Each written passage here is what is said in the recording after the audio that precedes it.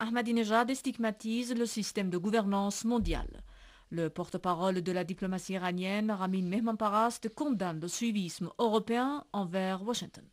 7 soldats américains tués en Afghanistan et en France, Martine Aubry parle de l'échec complet du gouvernement Sarkozy. C'était nos principaux titres, voici le journal. On vous le disait en titre pour le président de la République islamique d'Iran, Mahmoud Ahmadinejad, qui s'exprimait ce dimanche à l'occasion de la semaine du gouvernement.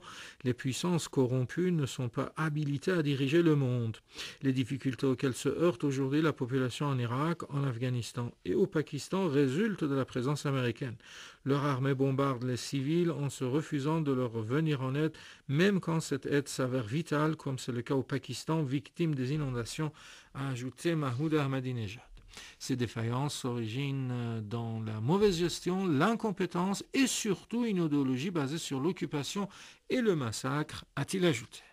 Le porte-parole de la diplomatie iranienne Ramin Mehmanparast a critiqué l'Europe pour sa politique illogique, ses déclarations interventionnistes, ses décisions hostiles à l'égard de l'Iran.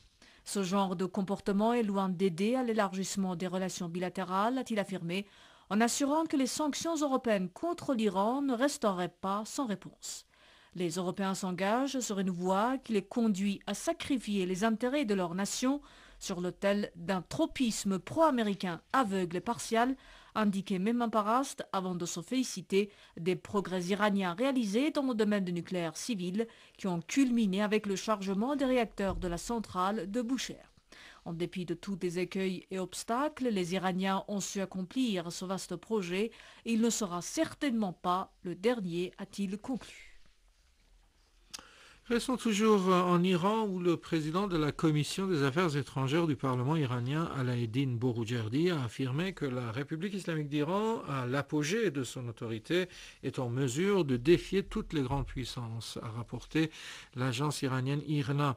De nombreux pays du monde n'ont toujours pas l'autorité nécessaire pour dire non aux États-Unis. Or, la République islamique d'Iran a cette force de résister face au maximalisme américain, a dit M. Boroujerdi, insistant sur le rang et l'autorité de la République islamique d'Iran sur le plan régional et mondial, notamment sur les scènes politiques, économiques, scientifiques et culturelles.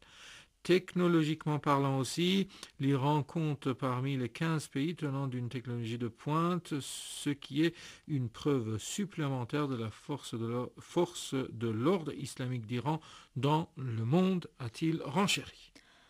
Le secrétaire général de l'Organisation de la coopération économique ECO a affirmé au cours d'une conférence de presse à Téhéran que cette institution économique n'admettait pas les sanctions imposées à la République islamique d'Iran.